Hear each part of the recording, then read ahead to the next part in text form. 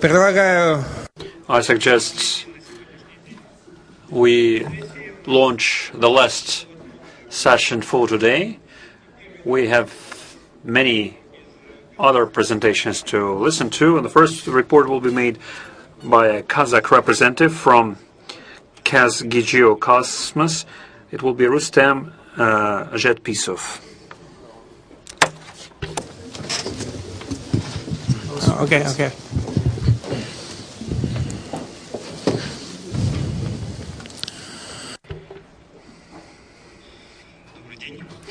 Good afternoon. As many of you might have met me already, my name is Rustem Zhetpissov. I represent Kazgeocosmos company here, and today I would like to use this opportunity to share our experience of using PHOTOMOD application to process the industrial zone images. I would like to tell you what difficulties we encountered and how we resolved them along the way. In the beginning, I will speak about my company. Our company is quite recent. It was originally established in 2003, meaning this year, just like Rakurs, we're celebrating our anniversary, but it is 10th anniversary. First photogrammetric project was implemented by a company in 2007. Ever since then, we have implemented more than 40 different projects, large and smaller ones. Our main customers include different state, municipal authorities, design companies, and mining and oil production companies. Крупные казахстанские компании, также иностранные компании, которые работают на... It includes many domestic and foreign companies who work in Kazakhstan. The main materials that we use for remote sensing data would be aerial imagery. For aerial imaging, we use the airplane Kingay CS90 and Ultracam X. The technical parameters on specs of this camera and this equipment are shown on the slide. The only thing is that we can do imaging with a resolution from 3 centimeters to 56 centimeters. At the same time, the most popular resolution for our aerial photography is 5 to 15 centimeters per pixel, which helps us build ortho photos and DEMs for all large-scale maps. Very often, the customer requires much higher resolution, which is explained by the fact that there is high congestion of industrial sites, which makes it more difficult to interpret them. But with high resolution, we can do it quite easily. And with high resolution, of course, we have a higher accuracy of measurements. But this medal has its flip side, meaning that the higher resolution of the image, the more aerial images we need, and the more work needs to be done. This dependency between greater number of images and greater resolution can be shown by this curve. So the higher the resolution, the faster is the growing number of required aerial photo images. And also we have more work on matching of images and aerial triangulation. Good thing is that we use the camera with GPS-MU, meaning that we can get the block scheme quite easily in PHOTOMOD, which we use then for automatic measurement of points. And the results of automatic measurements require manual editing, and we pay special attention there in areas with houses, with areas with difficult relief and elevation and overlaps, which is especially relevant for mountainous mining areas where high walls of sand pits and can be quite big and tall and long and occupy a whole stereo pair and a series of stereo pairs, and it's very important to follow these walls to see where the bad matching of type points can have drastic effect on the accuracy of the acquired model. Aside from the measurement of type points, on the parallel or after that, we also measure the checkpoints and GCPs. And actually, the GCPs are marked after we get the plans, flight plans, and in order to make sure that the GCP would show the angles of our and the boundaries of our flight plans, and would show also the overlaps, which will help us minimize the field work. The actual GCPs are marked in form of crosses, like here, with the size of about 3-4 pixels by 10-15 pixels, which helps us to easily identify them on the image. The whole process of measurement for type points and GCPs has been completed with satisfactory quality when the remaining parallaxes do not increase 2 microns and the maximum 4 microns in our case, with this pixel size of 7.2 microns. So 1/3 of a pixel for us is considered to be a good result. Naturally, here you can see the parameters for triplets with 60% of overlap.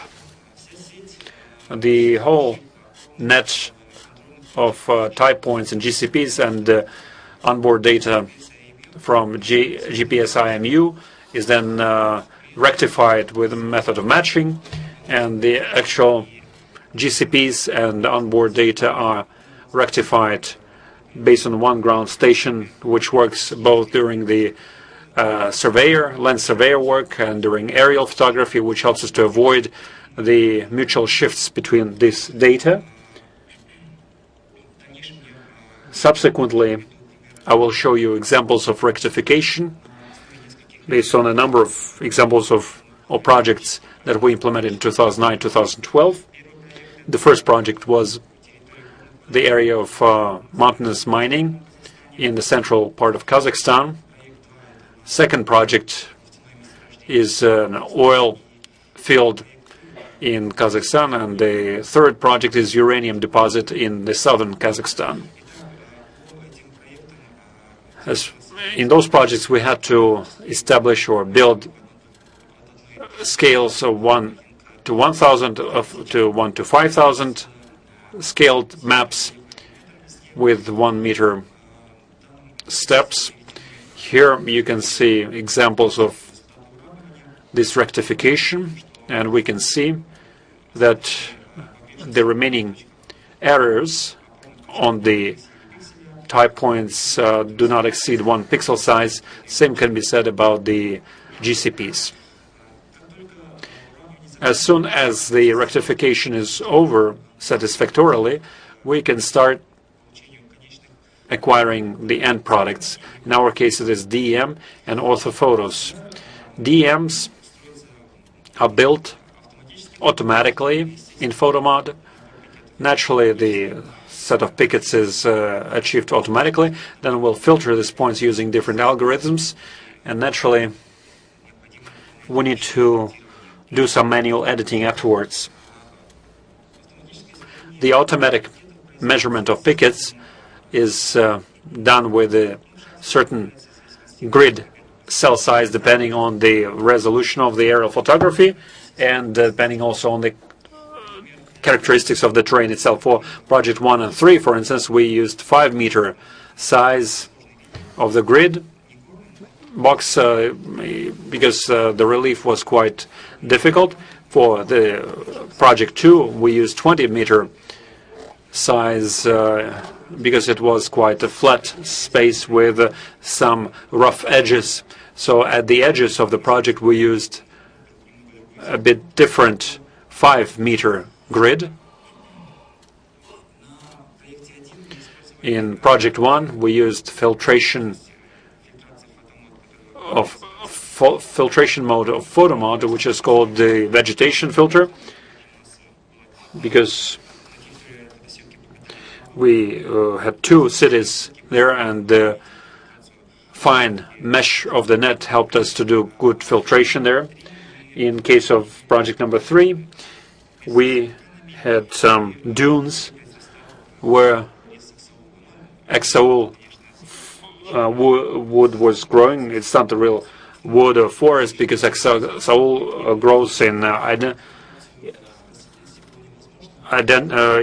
independently growing trees. So the height of those bushes was quite low, but the height of dunes was quite high, and as a result we cut off the tops or tips of dunes, but we used the filter of objects on the surface, owing to which most of the saxauls, these trees, had been erased from DTM.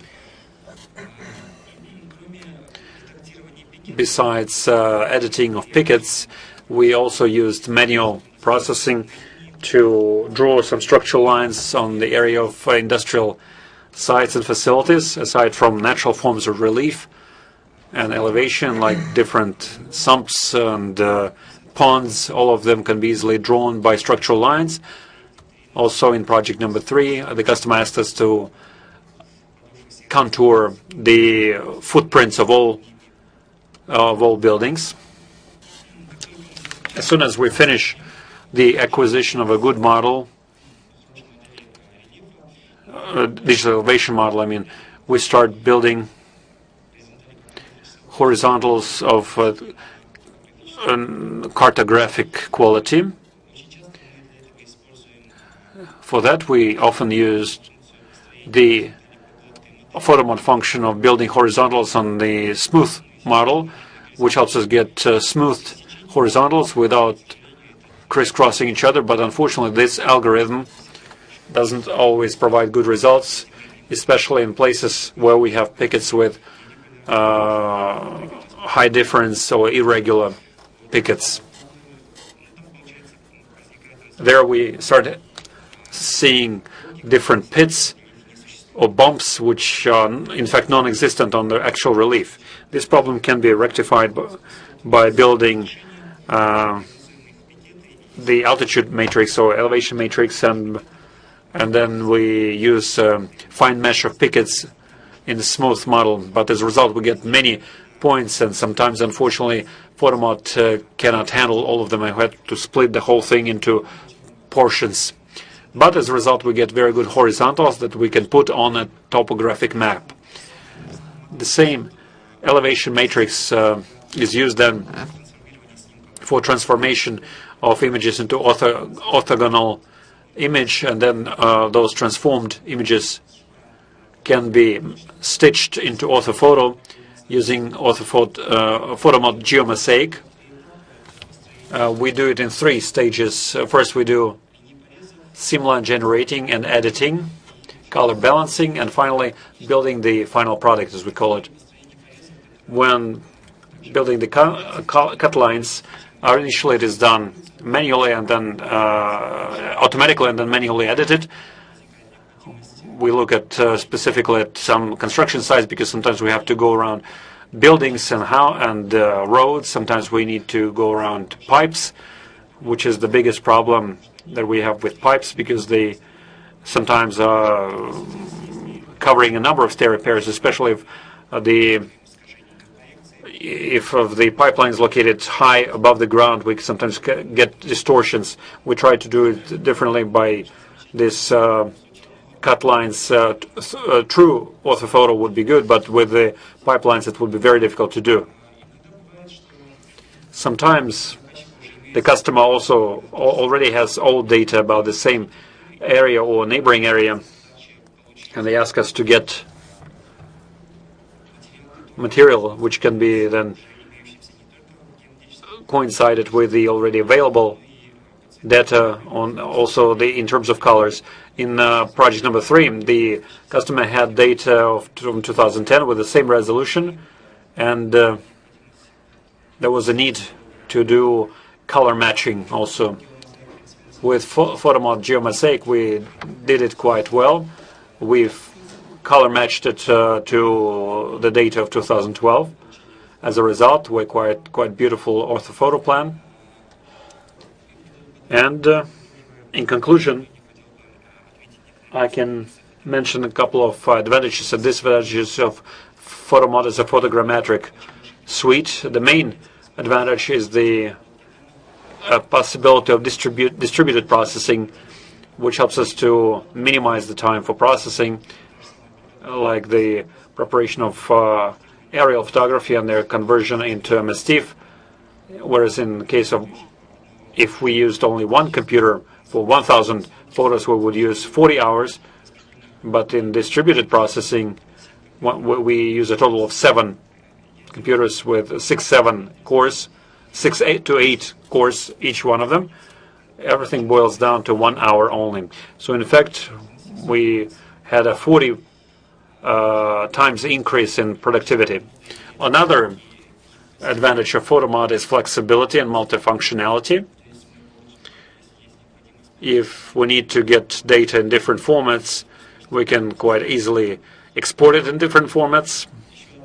Another advantage of PHOTOMOD is excellent technical support, who are always ready to extend their helping hand, and they deserve a lot of credit for that.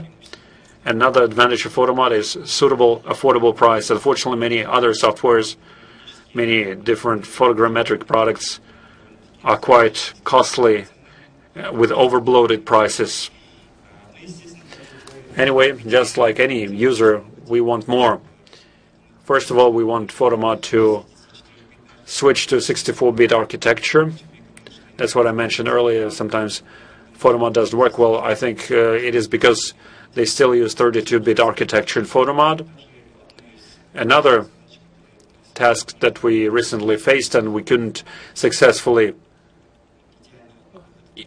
fulfill it is the total lack of image dodging in PHOTOMOD. And there are many other wishes that we have for developers. We'll continue this discussion with the head of the technical support.